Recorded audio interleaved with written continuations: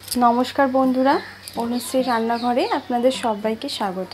আজ আমি আপনাদের সঙ্গে শেয়ার করব ডিম আর চিচিঙ্গের একটা রেসিপি। এটা খুবই চটজলদি হয়ে যায় এমন একটা রেসিপি। আর এই রেসিপিটি কিন্তু আপনারা লাঞ্চ বক্সেও অনায়াসে দিতে পারেন। গরম গরম রুটি পরোটার সঙ্গে কিন্তু এই রান্নাটা দুর্দান্ত লাগে। আর খুব বেশি সময়ও লাগে না, ঝটপট কিন্তু কোনো ঝামেলা ছাড়াই তৈরি হয়ে যায়। ঘরে থাকা সামান্য কিছু উপকরণ দিয়েই কিন্তু এই রান্নাটা তৈরি করে নিয়ে যায়। রেসিপিটি তৈরি করার জন্য আমি এখানে নিয়েছি দুটো চিচিঙ্গি। চিচিঙ্গিগুলোকে এরকম একটু লম্বা লম্বা করে কেটে নিয়েছি। আর নিয়েছি এখানে 3টে ডিম। এখানে চিচিঙ্গি আর ডিমের পরিমাণটা আপনারা আপনাদের প্রয়োজন মতন বাড়িয়ে বা কমিয়ে নিতে পারেন। এরপর গ্যাস অন করে একটা কড়া বসিয়ে দিয়েছি। কড়াতে দিয়ে দেব 2 থেকে 3 চামচ পরিমাণে সরষের তেল। তেলটাকে ভালো করে গরম করে নেব। এরপর এখানে আমি ডিমগুলোকে দিয়ে দিলাম। ডিমগুলোকে ফাটিয়ে নিয়ে এখানে দিয়ে দিলাম, আর দিয়ে দিলাম সামান্য একটুখানি নুন। এবার ভালো করে ভেজে নেব। ডিমের একটা ভুজিয়া মতন তৈরি করে নেব।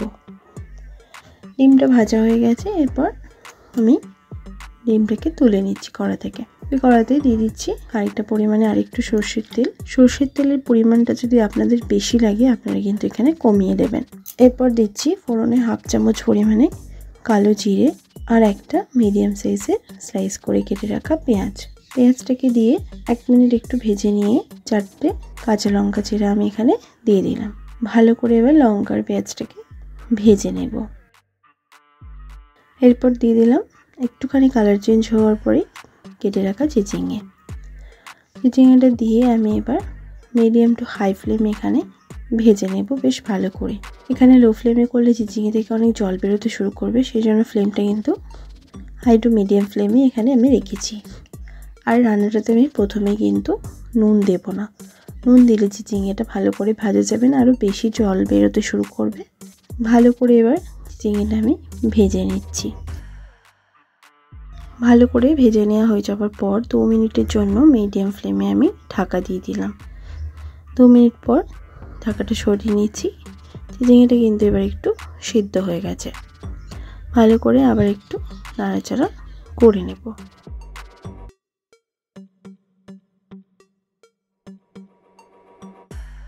এই রান্নাটা কিন্তু খেতে অসাধারণ লাগে।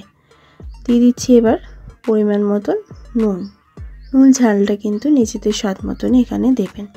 দিয়ে দেবো সামান্য একটুখানি হলুদের গুঁড়ো, আর দেব একদমই একটুখানি কাশ্মীরি লঙ্কার গুঁড়ো। এটা পুরোপুরি কালারের জন্য, আপনারা যদি দিতে চান তো দেবেন, না দিতে চাইলেও কোনো অসুবিধা নেই। ভালো করে এবার এই উপকরণগুলোকে দিয়ে ভালো করে নাড়াচাড়া করে মিশিয়ে নিচ্ছি।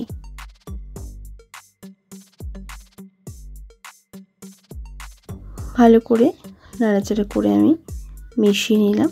চিচিঙ্গাটাও কিন্তু বেশ ভাজা ভাজা হয়ে গেছে। এরপর আমি এখানে দিচ্ছি সামান্য একটুখানি গরম মশলার গুঁড়ো দিয়ে ভালো করে আবারও চিচিঙ্গার সঙ্গে নাড়াচাড়া করে মিশিয়ে নেব।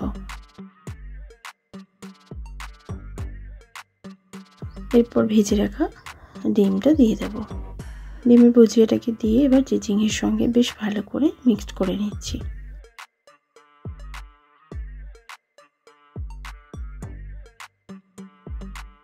ভালো করে আমি চিচিঙ্গার সঙ্গে ডিমের ভুজিয়াটাকে মিশিয়ে নিলাম।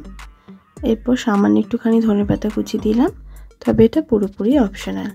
না দিতে চাইলেও কিন্তু টেস্টের খুব বেশি পরিবর্তন হবে না। ভালো করে নাড়াচাড়া করে ধনেপাতাটা দিয়ে মিশিয়ে নিলেই আমার এই রান্নাটা কিন্তু পুরো রেডি হয়ে যাবে। একদমই কম সময়ের কিন্তু একটা রান্না, অথচ খেতে লাগে দুর্দান্ত। এরপর গ্যাসের ফ্লেম বন্ধ করে দিয়ে আমি এটা সার্ভ করে নেব।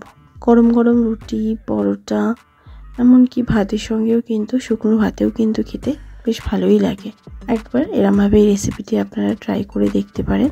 আশা করছি আপনাদের ভালো লাগবে। ভালো লাগলে লাইক শেয়ার করতে ভুলবেন না। কমেন্ট বক্সে কমেন্ট করে জানাতে ভুলবেন না রেসিপিটি কেমন লাগলো। ভালো থাকবেন, সুস্থ থাকবেন। ধন্যবাদ।